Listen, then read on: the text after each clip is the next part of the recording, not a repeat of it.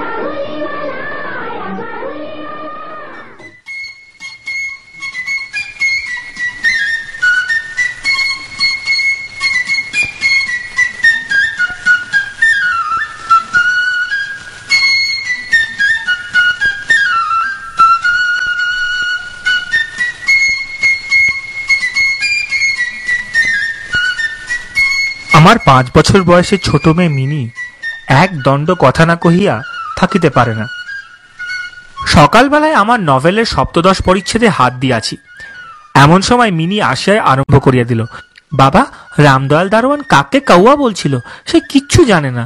না, আমি পৃথিবীতে ভাষার বিভিন্নতা সম্বন্ধে তাহাকে জ্ঞানদান করিতে প্রবৃত্ত হইবার পূর্বেই সে দ্বিতীয় প্রসঙ্গে উপনীত হইল। দেখো বাবা, ভোলা বলছিল আকাশে হাতি সুর দিয়ে জল ফেলে, তাই বৃষ্টি হয়। এই সম্বন্ধে আমার মতামতের জন্য কিছুমাত্র অপেক্ষা না করিয়া হঠাৎ জিজ্ঞাসা করিয়া বসিল, বাবা, মা তোমার কে হয়? মিনি, তুই ভোলার সঙ্গে খেলা করগে যা, আমার এখন কাজ আছে। সে তখন আমার লিখিবার টেবিলের পার্শ্বে আমার পায়ের কাছে বসিয়া নিজের 2 হাঁটু এবং হাত লইয়া অতি দ্রুত উচ্চারণে আগডুম বাগডুম খেলিতে আরম্ভ করিয়া দিল। হঠাৎ মিনি আগডুম বাগডুম খেলা রাখিয়া জানলার কাছে ছুটিয়া গেল এবং চিৎকার করিয়া ডাকিতে লাগিল, কাবুলিওয়ালা, ও কাবুলিওয়ালা! ময়লা ঢিলা কাপড় পরা, পাগড়ি মাথায়, ঝুলি ঘাড়ে, হাতে গোটা 2-4 আঙুরের বাক্স, এক লম্বা কাবুলিওয়ালা মৃদুমন্দ গমনে পথ দিয়া যাইতেছিল। কিন্তু মিনির চিৎকারে যেমনই কাবুলিওয়ালা হাসিয়া মুখ ফেরাইল এবং আমাদের বাড়ির দিকে আসিতে লাগিল, অমনি সে ঊর্ধ্বশ্বাসে অন্তরপুরে দৌড় দিল। তাহার আর চিহ্ন দেখিতে পাওয়া গেল না। তাহার মনের মধ্যে একটা অন্ধ বিশ্বাসের মতো ছিল যে ওই ঝুলিটির ভিতর সন্ধান করিলে তাহার মতো 2-4টে জীবিত মানব সন্তান পাওয়া যাইতে পারে। এদিকে কাবুলিওয়ালা আসিয়া সহাস্যে আমাকে সেলাম করিয়া দাঁড়াইল। বাবু, তোমার লড়কি কোথায় গেল? আমি মিনির অমূলক ভয় ভাঙাইয়া দিবার অভিপ্রায় তাহাকে অন্তরপুর হইতে ডাকিয়া আনিলাম। সে আমার গা ঘেঁষিয়া কাবুলির মুখ এবং ঝুলির দিকে সন্দিগ্ধ নেত্রক্ষেপ করিয়া দাঁড়াইয়া রহিল। কাবুলি ঝুলির মধ্যে হইতে কিশমিশ খোবানি বাহির করিয়া তাহাকে দিতে গেল। সে কিছুতেই লইল না, দ্বিগুণ সন্দেহের সহিত আমার হাঁটুর কাছে সংলগ্ন হইয়া রহিল। প্রথম পরিচয়টা এমনিভাবে গেল। কিছুদিন পরে একদিন সকালবেলায় আবশ্যক মতো বাড়ি হইতে বাহির হইবার সময় দেখি আমার 2 তাটির দ্বারের সমীপস্থ বেঞ্চির ওপর বসিয়া অনর্গল কথা কহিয়া যাইতেছে এবং কাবুলিওয়ালা তাহার পদতলে বসিয়া সহাস্য মুখে শুনিতেছে এবং মধ্যে মধ্যে প্রসঙ্গক্রমে নিজের মতামত দোআঁশলা বাংলায় ব্যক্ত করিতেছে। মিনির 5 বর্ষীয় জীবনের অভিজ্ঞতায় বাবা ছাড়া এমন ধৈর্যবান শ্রোতা সে কখনো পায় নাই। আবার দেখি তাহার ক্ষুদ্র আঁচল বাদাম কিশমিশে পরিপূর্ণ। দেখিলাম এই 2টি বন্ধুর মধ্যে গুটিকটক বাঁধা কথা এবং ঠাট্টা প্রচলিত আছে। যথা রহমতকে দেখিবা মাত্র আমার কন্যা হাসিতে হাসিতে জিজ্ঞাসা করিত, কাবুলিওয়ালা, ও কাবুলিওয়ালা, তোমার ওই ঝুলির ভেতর কি? রহমত একটা অনাবশ্যক চন্দ্রবিন্দু যোগ করিয়া হাসিতে হাসিতে উত্তর করিত, হাতি। অর্থাৎ তাহার ঝুলির ভিতরে যে একটা হস্তি আছে, এইটাই তাহার পরিহাসের সূক্ষ্ম মর্ম। উহাদের মধ্যে আরও একটা কথা প্রচলিত ছিল। রহমত মিনিকে বলিত, খোকি, তুমি শ্বশুর বাড়ি কখনো যাবে না। সে উল্টিয়া জিজ্ঞাসা করিত, তুমি শ্বশুর বাড়ি যাবে? রহমত কাল্পনিক শ্বশুরের প্রতি প্রকাণ্ড মোটা মুষ্টি আস্ফালন করিয়া বলিত, আমি শ্বশুরকে মারবে। শুনিয়া মিনি শ্বশুর নামক কোনো এক অপরিচিত জীবের দুরবস্থা কল্পনা করিয়া অত্যন্ত হাসিত। এখন শুভ্র শরৎকাল, চারিদিকে একেবারে হিহিকার পড়িয়া গেছে। জানলা ভেদ করিয়া সকালের রৌদ্রটি টেবিলের নিচে আমার পায়ের ওপর আসিয়া পড়িয়াছে। সেই উত্তাপটুকু বেশ মধুর বোধ হইতেছে। এমন সময় রাস্তায় ভারী একটা গোল শোনা গেল। চাহিয়া দেখি আমাদের রহমতকে দুই পাহারাওয়ালা বাঁধিয়া লইয়া আসিতেছে। তাহার পশ্চাতে কৌতূহলী ছেলের দল চলিয়াছে। রহমতের গাত্রবস্ত্রে রক্তচিহ্ন এবং একজন পাহারাওয়ালার হাতে রক্তাক্ত ছোরা। আমি দ্বারের বাহিরে গিয়া পাহারাওয়ালাকে দাঁড় করাইলাম। জিজ্ঞাসা করিলাম, ব্যাপারটা কি?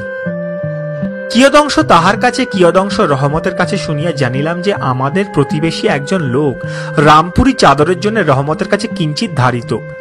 মিথ্যাপূর্বক সেই দেনা সে অস্বীকার করে এবং তাহাই লইয়া বচসা করিতে করিতে রহমত তাহাকে এক ছুরি বসাইয়া দিয়াছে। এমন সময় কাবুলিওয়ালা, ও কাবুলিওয়ালা করিয়া ডাকিতে ডাকিতে মিনি ঘর হইতে বাহির হইয়া আসিল। রহমতের মুখ মুহূর্তের মধ্যে কৌতুক হাস্যে প্রফুল্ল হইয়া উঠিল। মিনি একেবারেই তাহাকে জিজ্ঞাসা করিল, তুমি শ্বশুর বাড়ি যাবে? রহমত হাসিয়া কহিল, সেখানেই যাচ্ছে। কত বৎসর কাটিয়া গেল, আর একটি শরৎকাল আসিয়াছে। আজ আমার মিনির বিবাহ। বাড়ির ঘরে ঘরে এবং বারান্দায় ঝাড় টাঙাইবার টুংটাং শব্দ উঠিতেছে। হাঁক ডাকের সীমা নাই। আমি আমার লিখিবার ঘরে বসিয়া হিসেব দেখিতেছি। এমন সময় রহমত আসিয়া সেলাম করিয়া দাঁড়াইল। আমি প্রথমে তাহাকে চিনিতে পারিলাম না। তাহার সেই ঝুলি নাই, তাহার সে লম্বা চুল নাই, তাহার শরীরে পূর্বের মতো সে তেজ নাই। অবশেষে তাহার হাসি দেখিয়া তাহাকে চিনিলাম। কহিলাম, কিরে রহমত, কবে আসিলি? সে কহিল, কাল সন্ধেবেলা জেল হইতে খালাস পাইয়াছি। আমি তাহাকে কহিলাম, আজ আমাদের বাড়িতে একটা কাজ আছে, আমি কিছু ব্যস্ত আছি, তুমি আজ যাও। কথাটা শুনিয়াই সে তৎক্ষণাৎ চলিয়া যাইতে উদ্যত হইল। অবশেষে দরজার কাছে গিয়া একটু ইতস্তত করিয়া কহিল, খোকি কি একবার দেখিতে পাইব না? তাহার মনে বুঝি বিশ্বাস ছিল মিনি সেইভাবেই আছে। সে যেন মনে করিয়াছিল মিনি আবার সেই পূর্বের মতো কাবুলিওয়ালা, ও কাবুলিওয়ালা করিয়া ছুটিয়া আসিবে। এমনকি পূর্ব বন্ধুত্ব স্মরণ করিয়া সে এক বাক্স আঙুর এবং কাগজের মোড়কে কিঞ্চিত কিশমিশ বাদাম সংগ্রহ করিয়া আনিয়াছিল।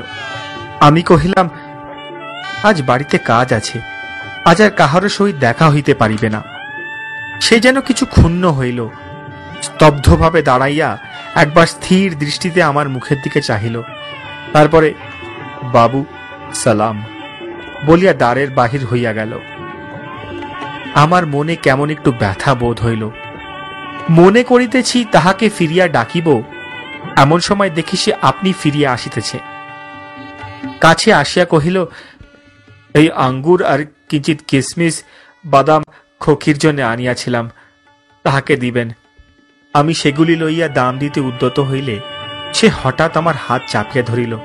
এই বলিয়া সে আপনার মস্ত ঢিলা জামাটার ভিতর হাত চালাইয়া দিয়া বুকের কাছে কোথা হইতে এক টুকরো ময়লা কাগজ বাহির করিল। বহু সযত্নে ভাঁজ খুলিয়া দুই হস্তে আমার টেবিলের উপর মেলিয়া ধরিল। দেখিলাম কাগজের উপর একটি ছোট হাতের ছাপ। আমি তৎক্ষণাৎ তাহাকে অন্তঃপুর হইতে ডাকাইয়া পাঠাইলাম। রাঙা চেলি পরা কপালে চন্দনাকা বধূবেশিনী মিনি সলজ্জভাবে আমার কাছে আসিয়া দাঁড়াইল। তাহাদের পুরাতন আলাপ জমাইতে পারিল না। অবশেষে হাসিয়া কহিল, খোকি, তুমি শ্বশুর বাড়ি যাবিস? মিনি এখন শ্বশুর বাড়ির অর্থ বোঝে। এখন আর সে পূর্বের মতো উত্তর দিতে পারিল না। কাবুলিওয়ালার সহিত মিনির যেদিন প্রথম সাক্ষাৎ হইয়াছিল, আমার সেই দিনের কথা মনে পড়িল। মনটা কেমন ব্যথিত হইয়া উঠিল। আমি একখানি নোট লইয়া তাহাকে দিলাম। বলিলাম, রহমত, তুমি দেশে তোমার মেয়ের কাছে ফিরিয়া যাও। তোমাদের মিলন সুখে আমার মিনির কল্যাণ হোক। এই টাকাটা দান করিয়া হিসেব হইতে উৎসব সমারোহে দুই একটা অঙ্গ ছাটিয়া দিতে হইল। যেমন মনে করিয়াছিলাম তেমন করিয়া ইলেকট্রিক আলো জ্বালাইতে পারিলাম না।